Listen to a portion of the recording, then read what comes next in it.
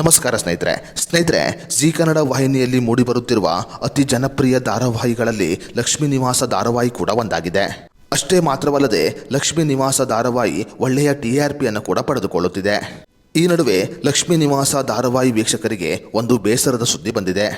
ಹೌದು ಸ್ನೇಹಿತರೆ, ಲಕ್ಷ್ಮೀ ನಿವಾಸ ಧಾರಾವಾಹಿಯಲ್ಲಿ ಪ್ರಮುಖ ಪಾತ್ರವನ್ನು ಮಾಡುತ್ತಿದ್ದ ಶ್ವೇತಾ ಅಲಿಯಾಸ್ ವಿನೋದಿನಿ ಅವರು ಈಗ ಲಕ್ಷ್ಮೀ ನಿವಾಸ ಧಾರಾವಾಹಿಗೆ ವಿದಾಯವನ್ನು ಹೇಳಿದ್ದಾರೆ. ಲಕ್ಷ್ಮೀ ನಿವಾಸ ಧಾರಾವಾಹಿಯಲ್ಲಿ ವಿನೋದಿನಿಯವರು ಲಕ್ಷ್ಮಿ ಪಾತ್ರದ ಮೂಲಕ ಸಾಕಷ್ಟು ಜನಪ್ರಿಯತೆಯನ್ನು ಗಳಿಸಿಕೊಂಡಿದ್ದರು.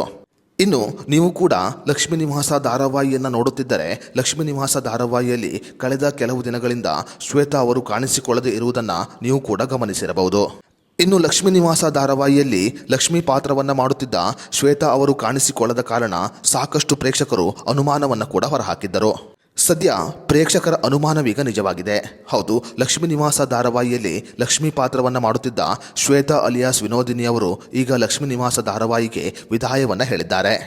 ಕನ್ನಡದ ಹಲವು ಸಿನಿಮಾಗಳ ಮೂಲಕ ಸಾಕಷ್ಟು ಅಭಿಮಾನಿಗಳನ್ನು ಗಳಿಸಿಕೊಂಡಿದ್ದ ಶ್ವೇತಾ ಅವರು ನಂತರ ಲಕ್ಷ್ಮೀ ನಿವಾಸ ಧಾರಾವಾಹಿಯ ಮೂಲಕ ಇನ್ನಷ್ಟು ಜನಪ್ರಿಯತೆಯನ್ನು ಗಳಿಸಿಕೊಂಡಿದ್ದರು.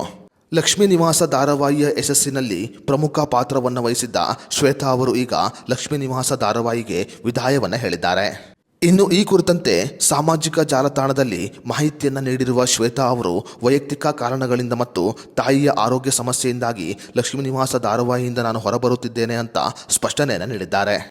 ಇನ್ನು ಕೆಲವರನ್ನ ಮಿಸ್ ಮಾಡಿಕೊಳ್ಳುತ್ತೇನೆ ಅಂತ ಹೇಳಿರುವ ಶ್ವೇತಾ ಅವರು ಕನ್ನಡಕ್ಕೆ ನನ್ನನ್ನು ಪರಿಚಯ ಮಾಡಿದ್ದಕ್ಕೆ ಜಿ ಕನ್ನಡ ವಾಹಿನಿಗೆ ಧನ್ಯವಾದವನ್ನು ಕೂಡ ಸಲ್ಲಿಸಿದ್ದಾರೆ. ಅಷ್ಟೇ ಮಾತ್ರವಲ್ಲದೆ ಶೀಘ್ರದಲ್ಲೇ ನಾನು ನಿಮ್ಮನ್ನು ಮತ್ತೆ ಭೇಟಿಯಾಗುತ್ತೇನೆ ಅಂತ ಲಕ್ಷ್ಮೀ ನಿವಾಸ ಧಾರಾವಾಹಿಯ ಶ್ವೇತಾ ಅವರು ಈಗ ಮಾಹಿತಿಯನ್ನು ಹಂಚಿಕೊಂಡಿದ್ದಾರೆ. ಸದ್ಯ ಲಕ್ಷ್ಮೀ ನಿವಾಸ ಧಾರಾವಾಹಿಯಲ್ಲಿ ಶ್ವೇತಾ ಅವರು ಬಿಟ್ಟು ಹೋದ ಲಕ್ಷ್ಮಿ ಪಾತ್ರವನ್ನು ಯಾರು ಮುಂದುವರಿಸುತ್ತಾರೆ ಅಂತ ಕಾದು ನೋಡಬೇಕಾಗಿದೆ.